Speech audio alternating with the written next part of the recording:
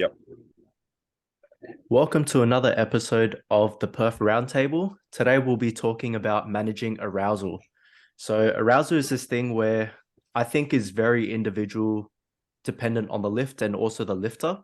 On our squat, bench, and deadlift, we might not always be as high or as low in order to reach optimal performance, right? So I'll pass it on to you guys. How do you guys think about arousal? I think that it sits upon like some people need to be really G'd up and really high levels of arousal in order to perform, whereas other people also need to come in and be very calm and collected in order to execute. Right. So how do you guys see that playing out across different types of lifters and the lifts themselves? Yep. So I guess the main thing with arousal, right, is it can help to bring on confidence for a specific lift. So you might find that, people get overhyped or overexcited because they feel like they need more confidence to be able to execute, a 1RM squat or something that they're not so confident in. I guess the main thing in terms of arousal level, though, is you want to find a level that enables you to still be able to execute good technique to then obviously perform to your best abilities and execute at a 1RM or a heavy squat, bench, or deadlift. For myself personally, that arousal level changes between both squat, bench, and deadlift, like you said. So myself personally, I find that I need to stay more calm for squats to be able to execute better with my technique. Whereas for deadlifts, I find I can get more hype and bring that on more. Yeah.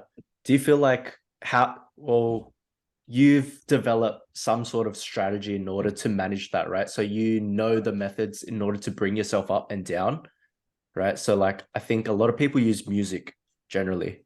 And I remember you're a big fan of like Schoolboy Q, right? Like you've got like your favorite song that G's you up. Like Yeah. what does it look like for like squat, bench, and dead? So a lot of time with music for me, I'm selecting songs that kind of put me in a good mood or put me in an excited mood to train and to lift.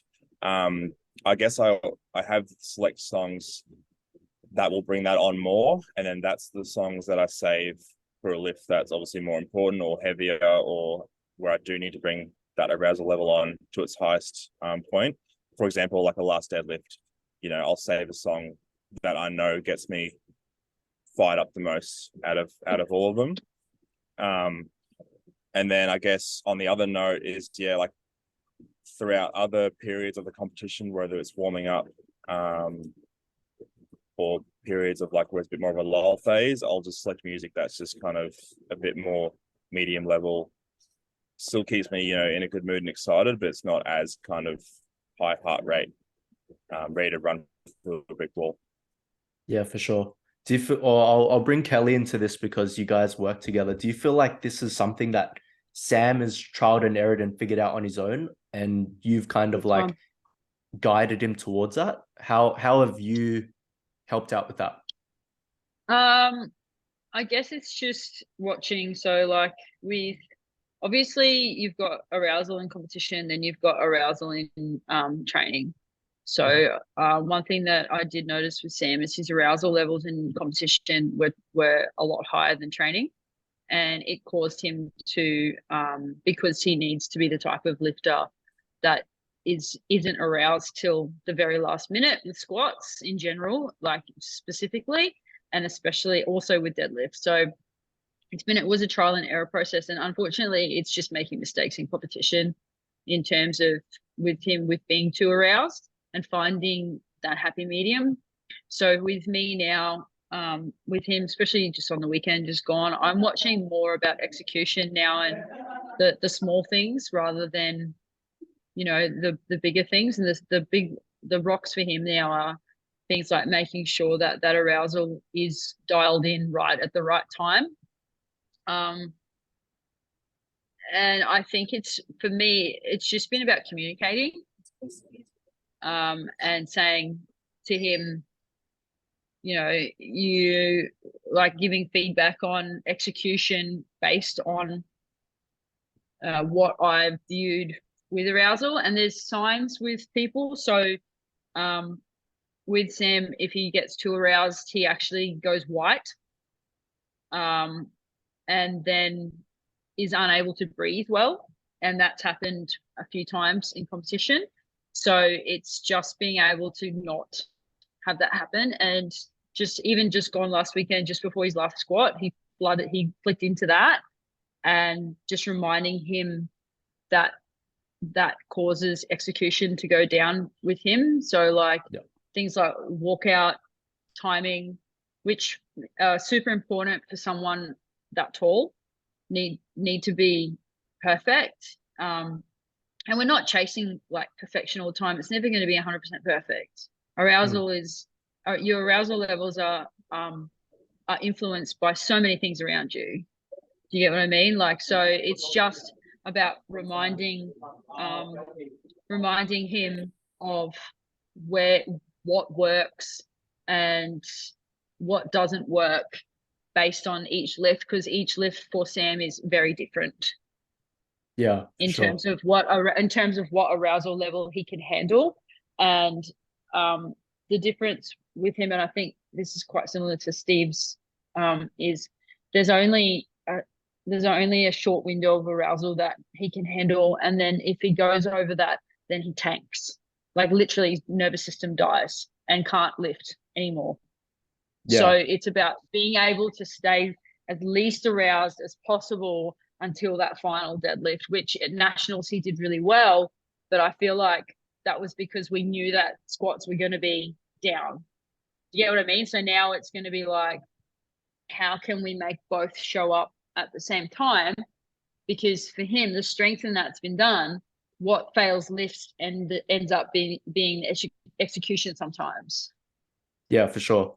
Like I've heard somewhere, and I forgot where I heard it from, but like it's easier to stay relaxed and then switch on when you need to versus staying up and bringing yourself down, because 100%. like that transition down generally is quite taxing as well, because like your body's already switched on, right? But if you're able to stay in control in the driver's seat, you know the cues or the triggers that will get you to like start getting aroused again. So it's very important to like be able to go up and down the ladder. Yeah, I think it's really important to acknowledge that that lifters need to come up with their systems on how they bring themselves up and bring themselves down. Like, if you looked on the surface last weekend at Sheffield, you would think that Delaney Wallace was acting like a fool before he got under the barbell, but that's actually his way of controlling his arousal. And you can see that. So like you can see that. Yeah. For reference, he'll walk up to the squat, he'll do his salsa. Like he's very expressive with his setup. But when you look at his training, he does that all the time. And for him, that's routine. Arousal. I think on the opposite end of the spectrum, you see like Joy Nanami. She's like reading a book and it's about like philosophy, and she's like got a lollipop, right? And that's her way of controlling her arousal. Yeah, that's her zone. I think from my perspective, figuring that out, that process of knowing where your zone of arousal is and where you perform most optimally, doesn't come from the coach. It's very difficult to do so, especially if you're not in person and you can't see those signs as they happen. Like you said, because you work with Sam so closely over a long period of time, you now know those triggers and you can spot it when it's there. But if you're saying like an online setting where you're receiving just the video, you don't see like setup, how people behave, it's very hard to pinpoint that. So that's why then sits on the lifter. Yeah, and that's why I think it gets better with competition after competition. So if we're fortunate enough to be handling the lifter in the competition, we can see those things, and I personally take note of it, of what's happening with arousal setup and everything that's going on behind the scenes to ensure that the execution is on point. But you're right, if you don't see that person, it's very hard. You can only assume that they may, like little things give it away, like their breathing might be off when they're lifting, or they might have a different place with the barbell every time that they're lifting, or their feedback might be up and down, that type of thing. Yeah, for sure.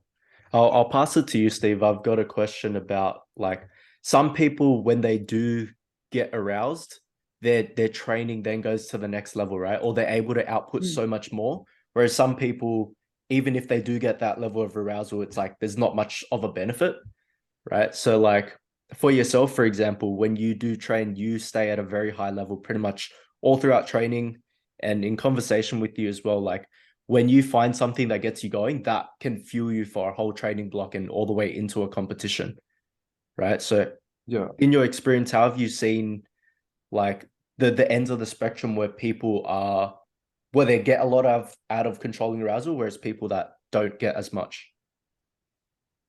I guess if we're talking about like arousal, as in like using something external to kind of push you further through a training block for a long period of time, that's extremely beneficial. I found myself, I can see that with different athletes as well. Like we see like people that were going into nationals that performed really well. They knew that they had things to do and points to prove. So they had that whole period leading into nationals where training was just flowing the whole time. Yeah. They were able to kind of just like put things together for ages, you know.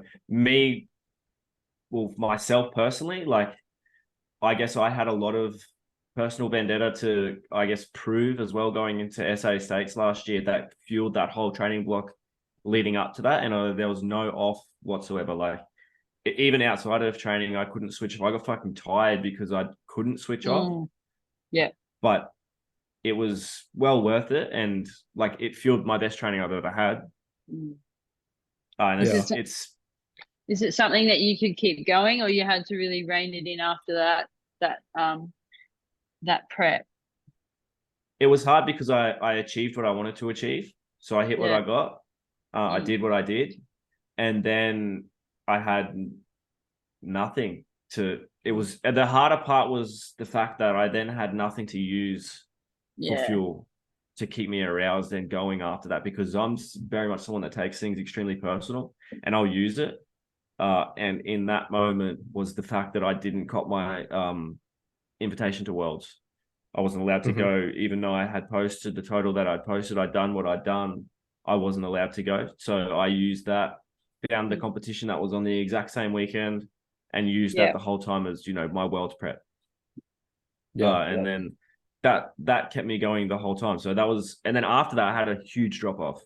Yeah. Massive drop off just in performance, in the way that I was feeling, in the way that I was acting like I'd done. And then I had to go and back it up at nationals, which I found something then unintentionally to use as fuel. But then it's been extremely hard, I guess, after that to be able to find something until just recently. Yeah, you see that a lot with elite level athletes, right? Especially you see like recently from like the US based lifters and the news that's happened over there, where, you know, there's shit talk and that fuels the athletes in and of themselves. And there's that sport talk and that keeps training interesting. There's a purpose to coming into train. And I think it's not so much a like action or a trigger. It's just like the reminder that you need to come in with intent.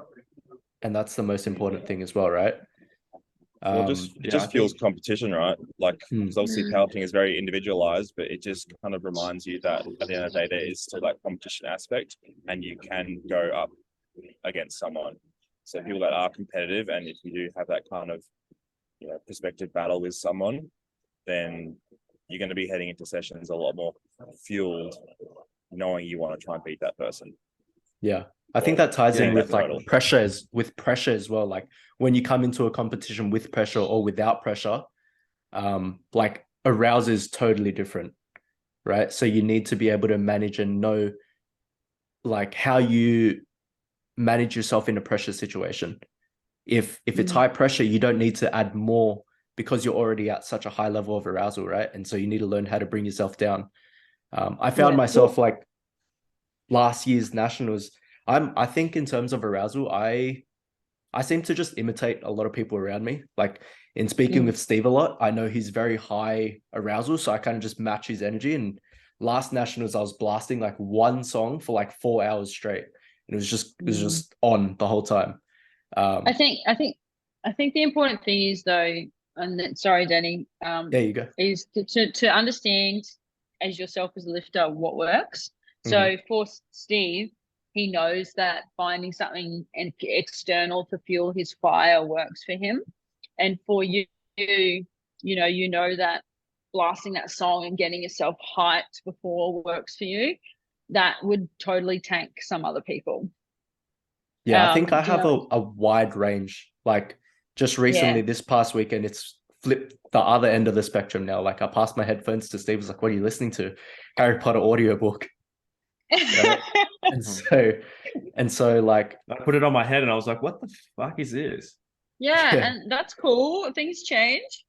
Yeah, I think like if we think about arousal, right, and where optimal performance lies, for some people, I think it's like a very narrow band, such as Steve Lewin. Like it needs to be high level, like all the way to the end, high level, and that's where like performance will just shoot straight up, right? And he needs to stay there the entire time. Whereas some people, they can handle being like relaxed or high level, like they're very adaptable depending on like environment, things like that. And it also goes like up and down as well. Like if someone's high level, it might not even affect them. Like I think things go wrong when people don't, or athletes don't understand what works for them, and try and mimic the hype before competition, or pick fights, or makes things up or stuff like that, and then don't like that type of pressure, because that just brings pressure, right? Some people like to perform under pressure. Some people don't like to perform under pressure. Some people need to be out the back and not speak to anyone. Some people like to throw shade at other people. Do you know what I mean? Some people, like to walk around and smile and have fun and dance.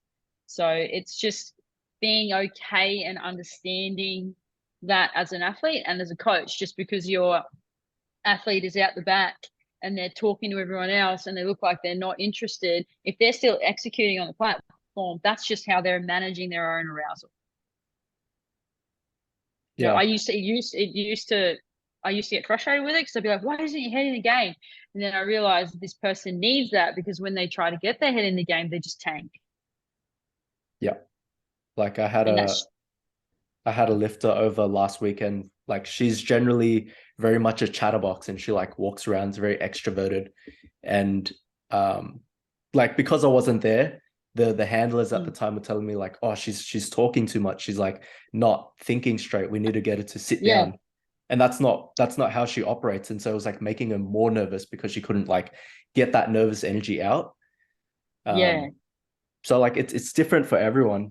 But as long as you know yourself as a lifter, like where you operate best, that's like the key to handling arousal on the day. Yeah, definitely. I wanna talk about. I guess. Oh, sorry. You guys go, Steve. Steve. I was gonna say, like, I'm big myself on being under pressure.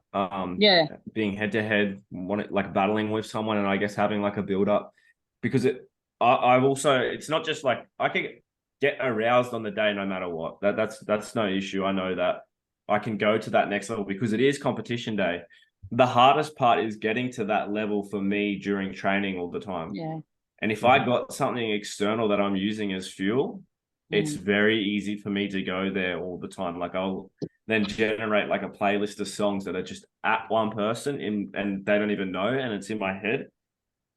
And I'm like literally like wanting to almost, go to war with them every single session. And it's like that then if that can fuel that whole training block, that means the performance on the platform is better the whole time. So if my arousal for this whole training block is so much higher, my output is so much higher every single session, then that performance that I put on the platform is going to be so much better than it would have been had I not had any of that previously. How do you deal with it making you so tired though? Because it does make people tired. Like, do you have anything that you do after training to bring yourself back down? So, you mentioned that before your states performance, because you were so fueled by not making worlds and saying you couldn't go, that obviously it was the best performance you've ever had, and you were really switched on beforehand. What were some tactics or some things you did to bring yourself down so you could sleep and recover and not run through a wall type thing? I guess using it all during the training session, every single session, and then just being like completely taxed by the end of it, of every session. Like I was cooked. I couldn't do really much anything else. Even like I was that aroused and that hyped through that whole training period that even when I was like, usually like my wind down's walking my dog, and that's like to bring me down, I couldn't drop down there because I would listen to the same playlist and I'd be like angry fucking walking. I was like I could not drop. It wouldn't go anywhere. Every single day was the same. And then I thrive off that. It doesn't matter if I'm there. It's like my training thrives off that. I thrive off that. And I do get tired, but you're going to get a little bit tired, I suppose, in a competition prep regardless. It's just like, because I wake up, right? And I'd wake up and straight away I'd just be, okay, let's go. I got another day. This is what I got to do today. This is what I'm going to hit. Let's do it again. And it was like that for like 6 to 8 weeks of just nonstop. Yeah. And I couldn't actually bring it down. I struggled more bringing it down than I did like keeping it up. You mentioned after the competition, obviously you had that kind of performance drop off because it's just natural, right? Like what goes up must come down at some stage. I guess for you then, Steve, also like what are some strategies after a big competition prep like that where you're so up for so long and then you have the competition and there is that down?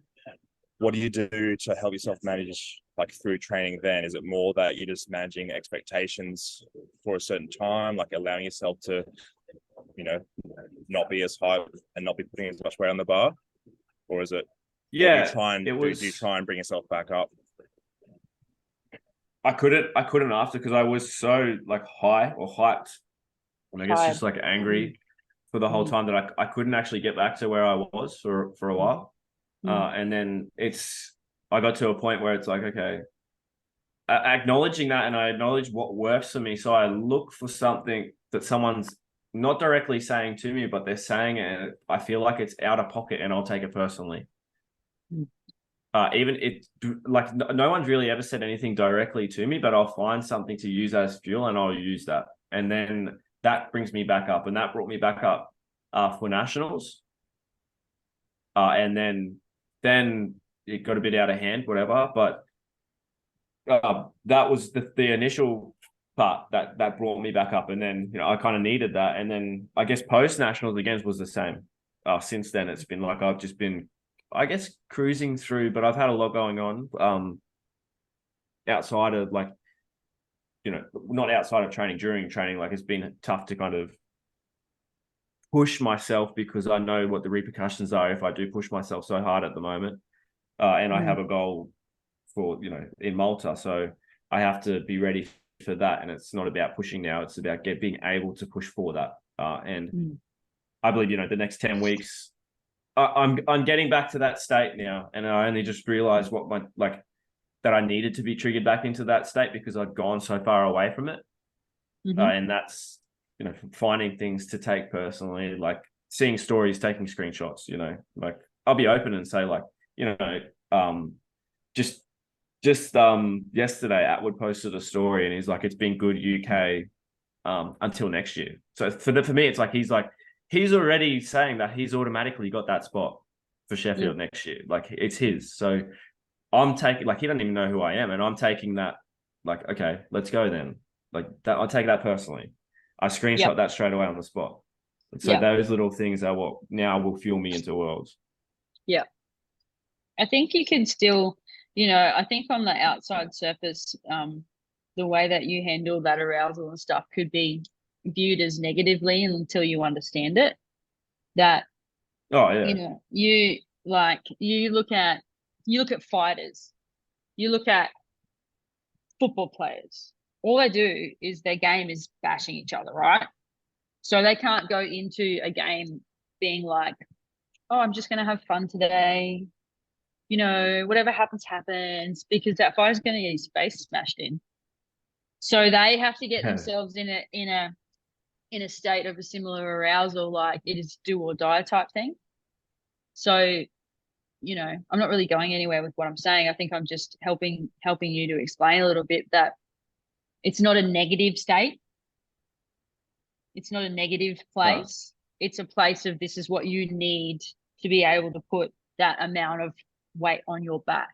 And someone else who's doing the same competition needs the exact opposite.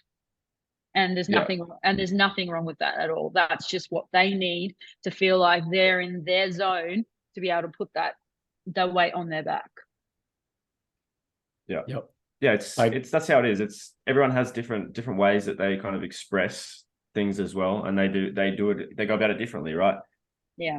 That's just how I am. I'm just extremely competitive like that, and I'd prefer to feel like I'm, I guess, getting into that state of mind rather than being calm, because it makes me perform better, and I like being under pressure, and I like, you know, having to perform because of something. You know, it was so easy for me to stay up at SA States, even though the competition ran for hours. Like, that's the longest competition I've ever done.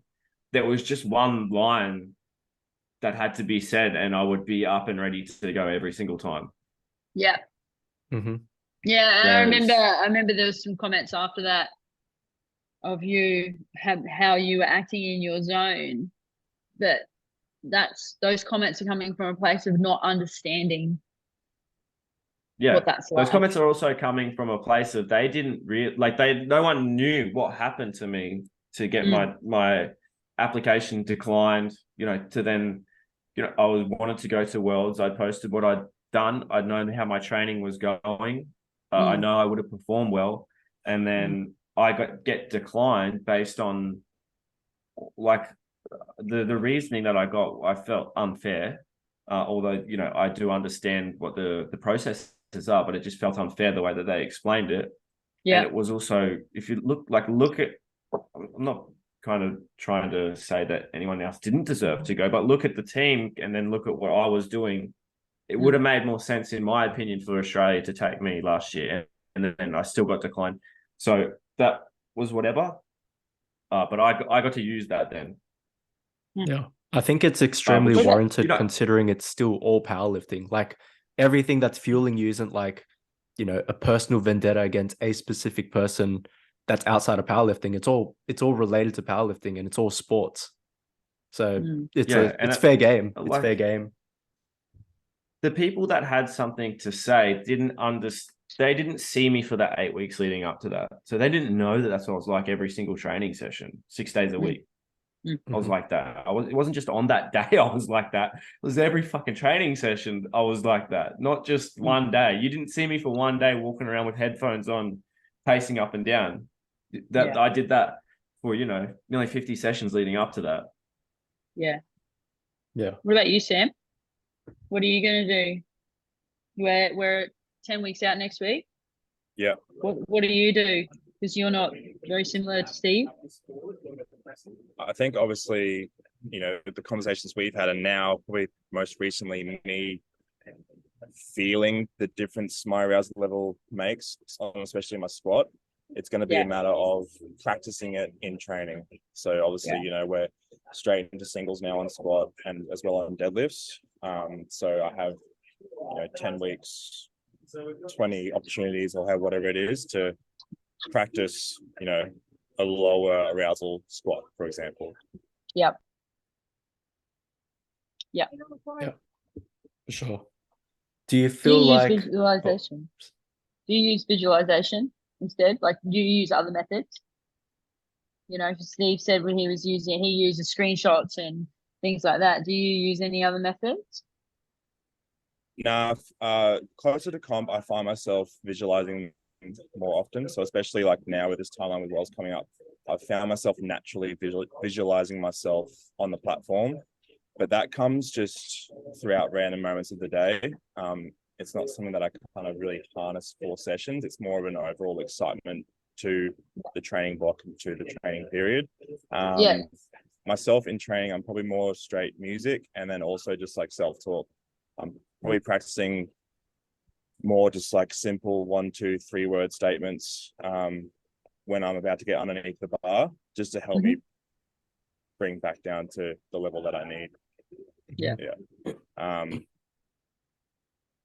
I mean, I guess with the level that I'm at with my own lifting, like I am starting to see what other people are doing, and now using that for more fuel as well. Like Indiraj, for example, just recently at British Nationals, like huge 385.5 deadlift.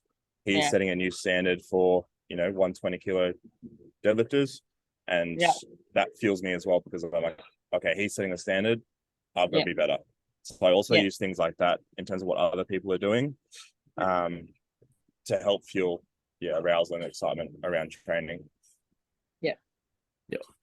It's I kind wanna of funny too when explore, training's not going. You go. When training's not going the best, we kind of get these insecurities as well when we're looking at other people. I've found, and I'll see like someone else's trainings, and we forget what we've done. We all, like I've found, we forget what we've done. Like I'll see someone else's training. Like Tim Monagatti posted that he did like a 780 kilo training total the other week. I was like, damn, that's all right. He might be a bit heavier right now, but that's fucking strong. Like, wonder where he's gonna sit. Can I beat that? But then was like, I've done 785, 790 in training myself. What? I've just completely forgot about that in the moment when I first seen that, and I was like, oh shit, okay. But then I remember I've actually done that myself. This is fine. That's about keeping yourself grounded, right? Yeah.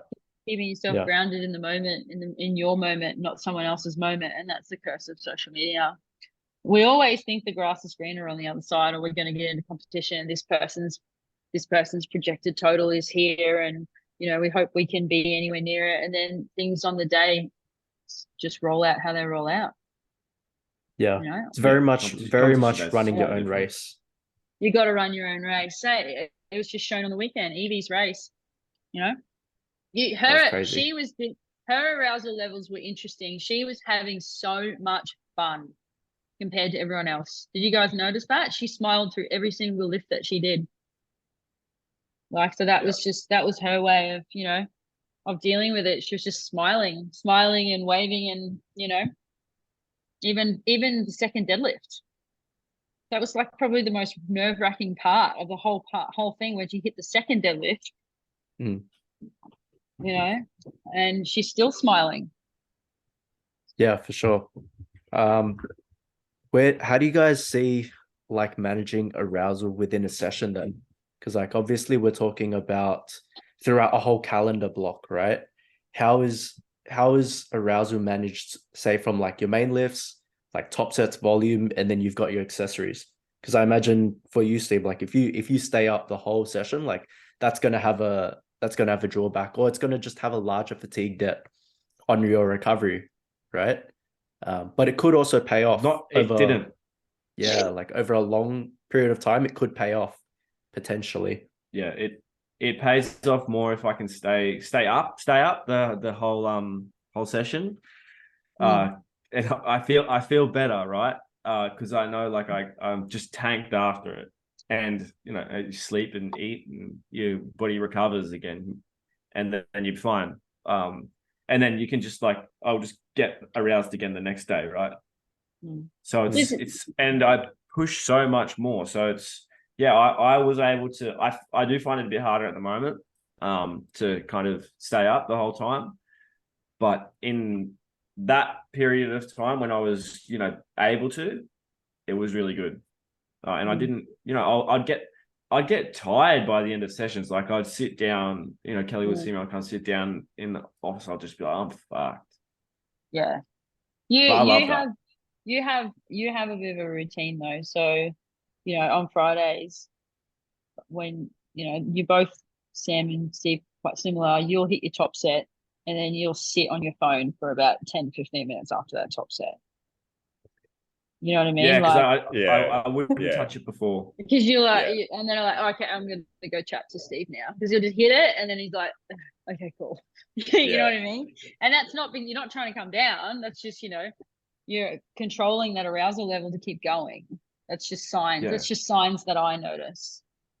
Going back to work, well, just responding to people, but during, like, that's what I've done at the moment. I need to go back to what I was doing to my other preps, which is not touching it until I finish squatting. Yeah. That's a big thing that I've noticed lately too. Is I've been grabbing my phone after, and then responding to a couple of people rather than waiting till I've done my 5 or 6 back down sets. Yep.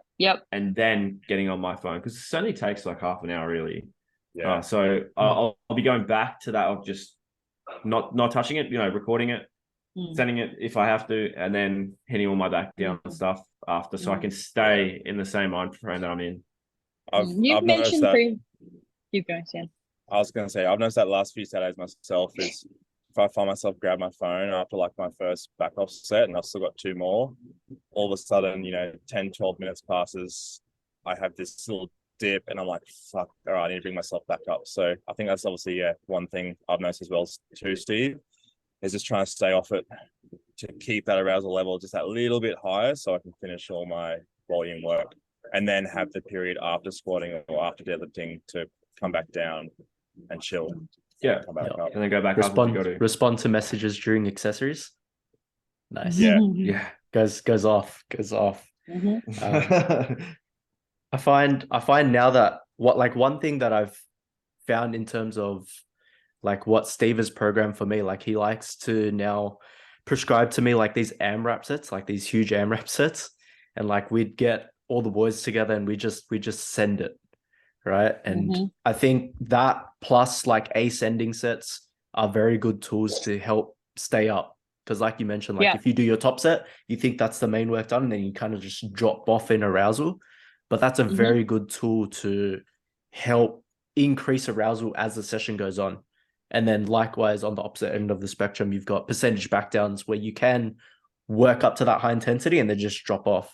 So there's also like a programming aspect to it as coaches where we can play around with managing people's arousal so long as they've found out what works for them. Yeah. We're playing with that at the moment. I'm playing with that at the moment with Sam. I squats. We've noticed that the first back down, he gets over aroused for the top set. First back down's okay, and then it just goes to shit. Not shit, just like the last ones are tired. So I'm keeping the top set the same, and then I'm gonna do one ascending set, so like a 5, 6, and then a drop. That'll help him to stay up and get through the back down work that he needs to, because back down work for him has been pretty stagnant in terms of what's been able to be achieved. And that's a lot of that, I think, is based on arousal levels in training and being able to stay focused. Yeah, well, if you program it like that, right, you go, if Sam's only got 3 back down sets, we go 1 set, 2 set, you got to stay up, and then by the time you've done that second set, all it is after is, I only got 1 more set, fuck that, I'm just going to stay here and I'll do it. I'll load it and then I'll do it. It also helps load selections as well, really, so you do the first set, because if you're that big and you're hitting a top set, sometimes, and you get too aroused, or you might, we've found that there's been tiredness that's hit in pretty quickly, then that's the first back down can be used as a marker of, all right, where do we start now? And then that jump can vary for the second. Yeah, right. Okay. I think that's something that I'm obviously going to have a first taste of this Saturday, because it's obviously going to be something that's pretty different to what I'm used to, because I'm used to just getting my top set done, smacking a top back off, and then dying.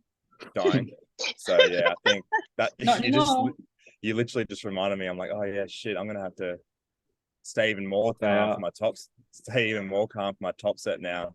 And that it's going to force you to stay calm for your top set. That's the that's the point. I was just reminded me that. I find it very beneficial actually, like with ascending stuff, because like we don't drop off as much. The AMRAP stuff, things where we push is very beneficial, other than like this big rise and then drop off, because as powerlifters, like stereotypically we're known for like resting long amounts of time, sandbagging accessories type of thing. So Pulling 8 sets of 8 cardio. yeah, right. So like in terms of like as programmers, finding ways to get people to push if they're not pushing, very, very beneficial.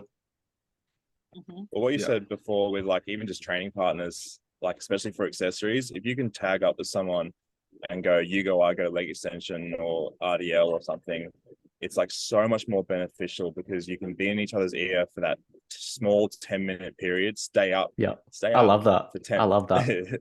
for 10 minutes, and the quality of work you're going to get done in that small 10-minute window just supersetting with someone compared to fucking doing a set, sitting on your phone for 5, 6, 7 minutes, you know, replying to messages, forgetting that you're actually training is so much more beneficial. I found that when I was doing Friday sessions with Davey, you know, doing RDLs with him and then doing leg extensions with him, I was just like getting it done so much quicker, and also it was more productive work.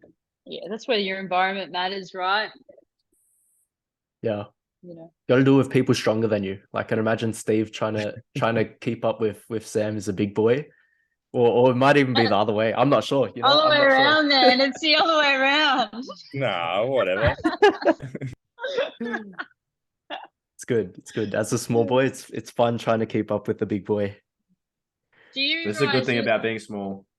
And what about you, Danny? Let's flip it onto you, man. So, like, you noticed said before you used external things like music and stuff like that. Now you've flipped into Harry Potter books. What changed? So, did you did you realize that staying up all the time wasn't working for you, and you had to keep calmer, or did you have a bad competition?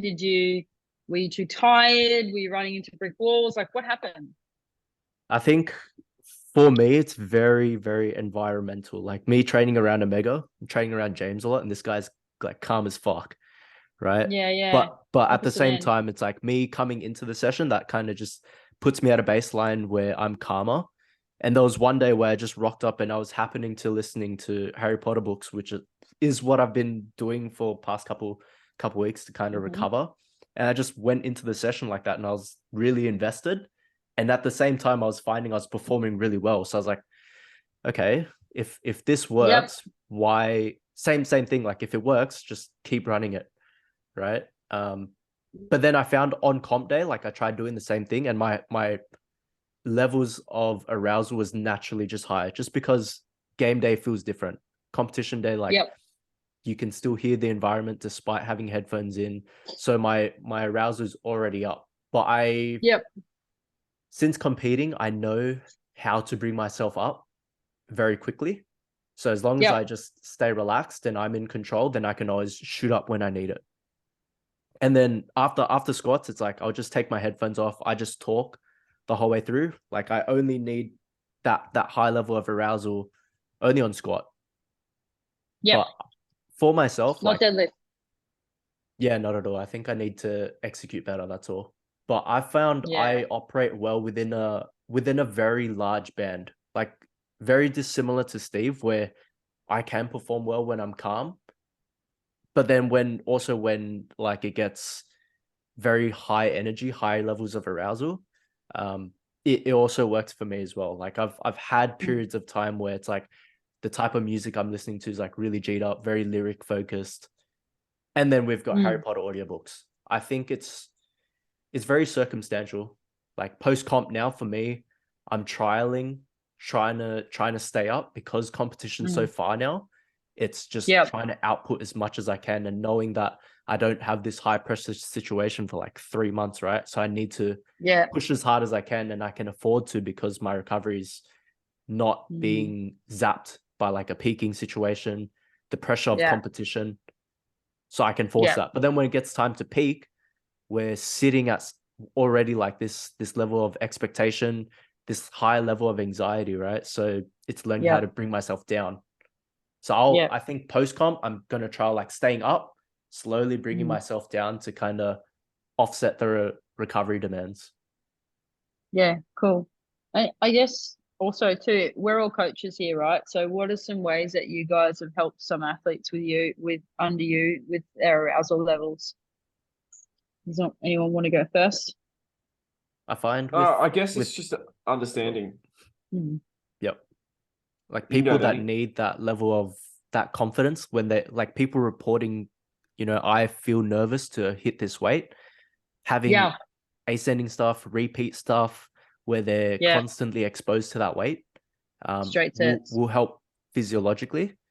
Yeah, Honestly, I don't really tell people much like go listen to music or things like that. That's something I feel they need to find out for themselves because I can't yeah, tell them listen to this song and you're going to hit this, you know what I mean? Like that comes from their background, their context. yeah, But encouraging them and letting them know like, hey, you can try all these types of things like ammonia, for example, like having people like, oh, one big thing is telling people to train around the time that they usually train with the people they like. When we get yeah. to peak, I've had a situation where someone was like, because of competition, it's going to be held in the morning, and so therefore I'm going to switch my training to the morning, which throws off their environment. And if that changes and they can't hit that same level of arousal because of environmental factors, it can throw things off. So letting people be comfortable in the environment they're in, as long as they're high performing already, is huge. Mm. How about you guys? I think for me, just recently, obviously, a few comps have come up, or even just with clients with their peaks into them. Again, the arousal level is very personalized, and oftentimes when they're just doing normal training, they find out their arousal level just by chance, but just by trying different levels. So I think for me with my athletes, it's more just reminding them of what's worked in the past. Yeah. Whether they need to go up or they need to go down. So like, I had one lifter who tried ammonia for the first time and it absolutely cooked him, and it was before a heavy squat. And it's like, when it comes to that week after, it's just reminding them, okay, no ammonia, don't be fucking stupid, just do what works for you. So yeah, just reminding them what works for them, and just letting them work it out themselves. For sure. I think that about covers it. Does anyone have anything else to add about arousal? Stay up. Stay up. Or right. down. Or in the middle. Or in the middle. Stay in the middle. Just stay. Yeah. All right, guys. Just Thank stay. you. Stay up. No.